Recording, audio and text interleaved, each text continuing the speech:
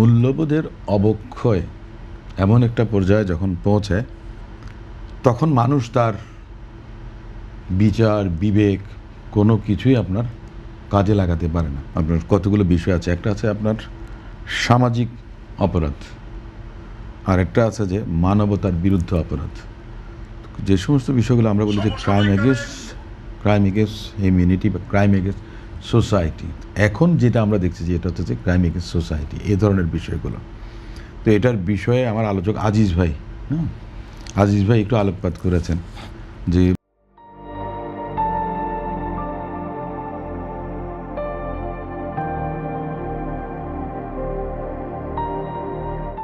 মূল্যবোধের অবক্ষয় এমন একটা পর্যায়ে যখন পৌঁছায় তখন মানুষ তার বিচার বিবেক কোনো কিছুই আপনার কাজে লাগাতে পারে না। একটা সময় আমরা যেটাকে বলি পাক্ষিকভাবে পার্শিয়ালি তার মস্তিষ্ক আপনার যে নেগেটিভ যে প্রভাবটা সমাজের মধ্যে বিদ্যমান থাকে, এই নেগেটিভ প্রভাবটা কোথা থেকে এসছে আমি একটু কথা বলি, যে বললেই সবাই বলবে যে আমি রাজনীতি করি এই জন্য প্রতিপক্ষকে আমরা দোষারোপ করার এই করছি। আমি আপনাদেরকে স্মরণ করিয়ে দিতে চাই, রাজনৈতিকভাবে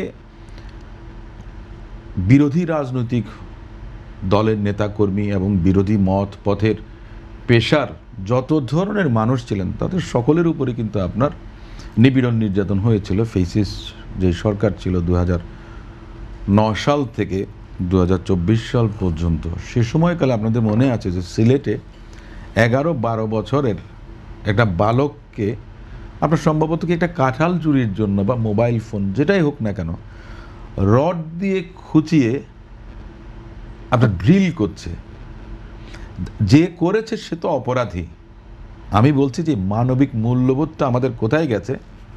আমরা ফেসবুকে সামাজিক যোগাযোগ মাধ্যমে আমরা লাইভ করছি ভিডিও, কিংবা অনেকে ভিডিও রেকর্ডিং করছেন, কিন্তু একজন মানুষ সেই 10-11 বছরের বালকটাকে বাঁচানোর জন্য এগিয়ে তো আসেননি, কিংবা কাউকে নিবৃত্ত করা বা প্রতিরোধ করার জন্য কেউ আসেন না। এটা খুব দুঃখজনক, দুর্ভাগ্যজনক। আমরা রাজনৈতিক সংস্কৃতির অংশ হিসেবে আমরা দেখেছি মবক্রেসি, যেটা আপনার ইন্টারিম গভর্নমেন্টের সময় হয়েছিল। মানুষের মধ্যে যে ক্ষোভ, তার একটা বিস্ফোরণ ঘটেছে। যেমনটা হওয়ার কথা ছিল সেটা কিন্তু হয়নি। জুলাই আগস্টের পরে আওয়ামী লীগের নেতারা বলতেন যে 5 লাখ 1 লাখ মেরে ফেলবে, সে ধরনের ঘটনা কিন্তু ঘটেনি। হঠাৎ অনেকগুলো ঘটনা ঘটেছে। তা আমি একটু উদাহরণ দিই। একজন ছিনতাইকারী, সে যখন রাস্তায় ছিনতাই করে, একটা মোবাইল ফোন ছিনতাই করে বা একটা মানিব্যাগ ছিনতাই করে, তখন কি হয়? গণপিটুনি। সে তার অপরাধটা করেছে, কিন্তু তাকেও আপনি বিচারের আওতায় আনবেন। মানুষ কেন আইনটা হাতে তুলে নেয়? যখন বিচারটা পায় না। বিচারটা কখন পায় না? এটার জন্য রাষ্ট্র, পুলিশ, প্রসিকিউশন, আইন, আদালত সমস্ত সিস্টেমটা আমাদের চেঞ্জ করতে হবে, এনশিওর করতে হবে। হত্যা মামলায় আপনার সাক্ষী আসে না। কেন আসে না? ভয় আসে না। আপনি সাক্ষীকে নিরাপত্তা দিতে পারেন না, তাই না? কদিন আগে আমাদের আইনমন্ত্রী মহোদয় তিনি বলেছেন যে সাক্ষী আসার জন্য যে একটা কনভিন্স দেওয়া হয়, আপনার যে কমিউনিকেশন দিয়ে ঠিক আছে অমুক জায়গা থেকে অমুক জায়গায় আসবে, ভাড়া যেটা আজ থেকে মনে করেন যে 50-100 বছর আগের কথা, সেই পেনাল কোড যেটা আমাদের আছে, মনে করেন ক্রিমিনাল প্রসিডিওর কোড যেগুলো আছে, এগুলো সে অনেক পুরনো। সেখানে যদি বলেন যে 3 টাকা ছিল বা 10 টাকা ছিল, সেটাই এখন আছে। এখন থেকে 30-40 বছর আগে কিন্তু ভাড়া কত, একটা কথার কথা বলছি। এইটা এমন বড় কিছু না। আমি বলছি যে সামগ্রিকভাবে সমস্ত কিছুর যে আমাদের অনেক আইন আছে, কিন্তু আইনের যথাযথ প্রয়োগ নাই।